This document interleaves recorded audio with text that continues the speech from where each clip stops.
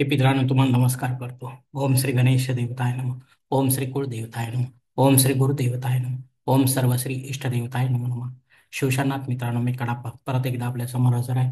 माझ्या धर्मकरम चॅनलमध्ये आपले सहर्ष स्वागत करीत आहे मित्रांनो.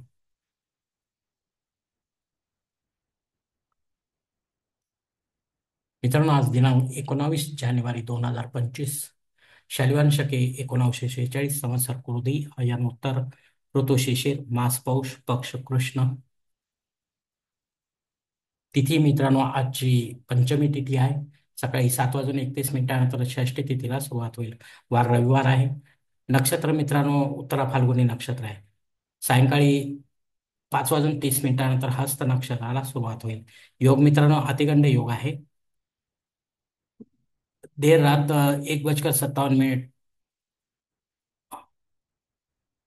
उत्तर रात्री 1:57 सुकर्मा योगाला सुरुवात होईल. करण मित्रांनो तैतील करण आहे.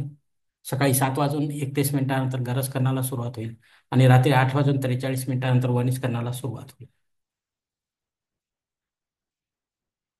प्रमुख ग्रहांची राशी स्थिती पहाटे 5:30 वाजता अशी असणार आहे.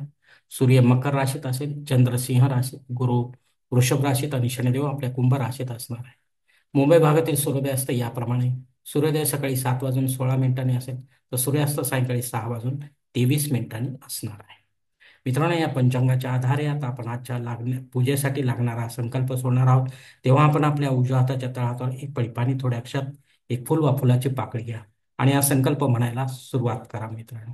हरोम शिव शिव शंभुराज्ञा प्रवर्तमानसद्य ब्रह्मणो द्वितीय परार्धे श्वेतवराह कल्पे वैवस्वत मन्वंतरे कलियुगे प्रथम पादे जम्बूद्वीपे भरतवर्षे भरतखंडे मेरो दक्षिण दिग्भागे महाराष्ट्र देशे व्यावहारिक चांद्रमाने शालिवान शके 1946 प्रभादी षष्टी संवत्सरामध्ये क्रोधी नाम संवत्सरे उत्तरायणी शिशिर ऋतू पौष मासे कृष्ण पक्षे भानुवासरे उत्तर फाल्गुनी नक्षत्रे अतिगंड योगे तैतील करणे पंचमी शुभ तिथो वीर गोत्रात उत्पन्न में कड़प्पा मोहपात दुरित क्षेत्रवारासी पार्वतीपति परमेश्वर पित्यर्थ विधिवत पंचोपचार नित्य देवपूजा एवं इष्टलिंग पूजा करिष्ये.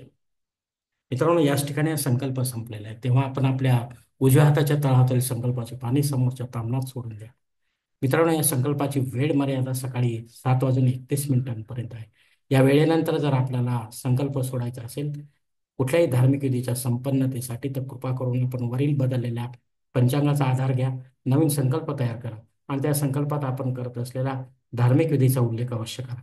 तेव्हाच आपली धार्मिक सेवा संबंधित देवतांपर्यंत पोहोचेल आणि त्यांचे आशीर्वाद आपल्यापर्यंत पोहोचतील. आपले जीवन अधिक सुखमय बनेल.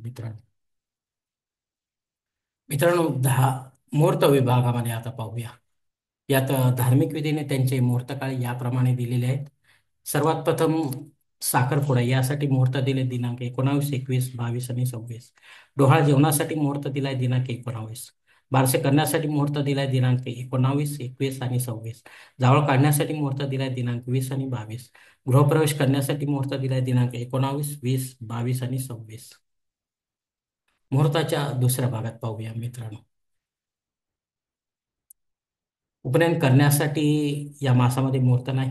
विवाह करण्यासाठी मुहूर्त दिलाय दिनांक 19, 21, 22 आणि 26. वास्तुशांती करण्यासाठी मुहूर्त दिलाय दिनांक 20 आणि 22. भूमिपूजन व पायाभरणीसाठी तसेच देवमूर्तीच्या प्राणप्रतिष्ठेसाठी या मासामध्ये एकही मुहूर्त उपलब्ध नाही मित्रांनो. वरील काही मुहूर्तांच्या तारखेत वेळेची मर्यादा देखील असू शकते. कृपया ते जाणून घेण्यासाठी आपण मला कॉमेंट्स बॉक्समध्ये विचारावे किंवा योग्य पुरोहिता संपर्क साधावा किंवा पंचांगधारकास संपर्क साधावा आणि मगच आपल्या जन्मकुंडलीच्या अनुसार आपल्यासाठी योग्य असा मुहूर्त निवडावा, जेणेकरून आपल्या विधीमध्ये कोणत्याही प्रकारची बाधा येणार नाही आणि विधीचे पूर्णपणे फळ आपल्याला प्राप्त होईल मित्रांनो. आणि असा मुहूर्त जर आपणास मिळत नसेल तर मग मात्र आपण स्वतःहून किंवा पंडिताच्या माध्यमातून नव्याने काही मुहूर्त निर्माण करण्याचा प्रयत्न करू नका. कारण मुळात तो मुहूर्तच नसल्यामुळे त्याचा आपल्याला काही एक उपयोग होणार नाही मित्रांनो. आता पंचांगातील इतर काही महत्वाची जी माहिती आहे ती आता आपण पाहूया. पंचांग शुद्धी नाही मित्रांनो. दिनविशेष मित्रांनो षष्टी श्राद्ध कर्म आहे. या षष्ठी तिथीवर आपल्याला आपले पूर्वज सोडून गेले असतील परलोकामध्ये, तर त्यांच्या नावाने आपल्याला पिंडदान युक्त असे श्राद्ध कर्म करणे गरजेचे आहे. घरी करा किंवा तीर्थक्षेत्री करा, पण विधिवत करा, पंडिताच्या माध्यमातून करा आणि अपराह्नकाळी करा. तेव्हाच आपली सेवा जी आहे, पितरसेवा, ही संबंधित पितरांपर्यंत पोहोचेल आणि त्यांचे आशीर्वाद आपल्यापर्यंत पोहोचतील.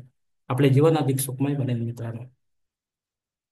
मित्रांनो, सायंकाळी 5:30 वाजल्यानंतर अमृत योग सुरू होत आहे.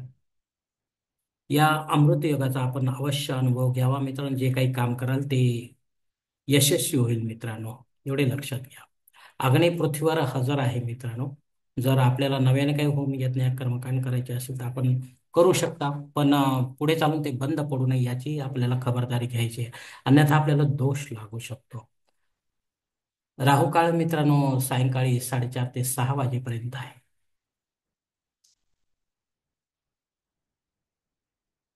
या वेळेमध्ये राहू अत्यंत प्रभावी असतो. त्यामुळे आपण जे काही महत्वाचे काम कराल तर ते पूर्ण होणार नाही मित्रांनो, शक्यते. तेव्हा इतर वेळेमध्ये आपले काम जे आहे महत्वाचे ते आपण पूर्ण करा, जेणेकरून त्यात आपल्याला यश प्राप्त करता येईल. प्रमुख गोचर वक्री ग्रहामध्ये गुरु सध्या 12 ऑक्टोबर पासून वक्री झालेला आहे. तो 2 फेब्रुवारी पर्यंत वक्री असणार आहे. पुढे 4 दिवस स्तंभी, नंतर तो परत मार्गी होईल मित्रांनो. मित्रांनो, मंगळ देखील 6 डिसेंबर पासून ते 24 फेब्रुवारी पर्यंत वक्री असणार आहे. नंतर तो पहिल्यासारखा मार्गी होईल मित्रांनो. हे गुरु आणि मंगळ जे आहेत हे वक्रीपणाचे फळ आपल्याला कसे देतील, तर आपल्या कुंडलीशी जसे संबंधित असेल तसेच ते फळ प्रदान करणार आहेत. कुंडलीतल्या स्थानासंबंधी व त्यांच्या नजरेसंबंधी मित्रांनो. शुभ, अशुभ किंवा मिश्र स्वरूपाचे फळ आपण प्राप्त कराल मित्रांनो. अधिक माहितीसाठी आपण जवळच्या ज्योतिषीला भेटू शकता मित्रांनो. आणि त्यांच्याकडून समजून घेऊ शकता की हे गुरु आणि मंगळ ग्रह जे वक्री आहेत ते आपल्याला कसे आहेत ते. धन्यवाद मित्रांनो. आजचा हा पंचांगा संबंधीचा जो व्हिडिओ आहे मी तो याच ठिकाणी संपवत आहे. आपण जर माझ्या मताशी सहमत असाल तर कृपया माझे धर्मकरम चॅनल सबस्क्राईब करा, लाईक करा, आपले कुटुंब व मित्र परिवारासह शेअर करा. तसेच कॉमेंट्स बॉक्समध्ये आपले मत अवश्य नोंदवा आणि माझा पुढील व्हिडिओ आपल्यापर्यंत पोहोचण्यासाठी बेल बटन अवश्य दाबा. धन्यवाद मित्रांनो. पुढील भेटीपर्यंत आपण खुश राहा, आनंदी राहा, प्रसन्न राहा. शिवकल्याण. हरिओम. शिवशंभू महादेव.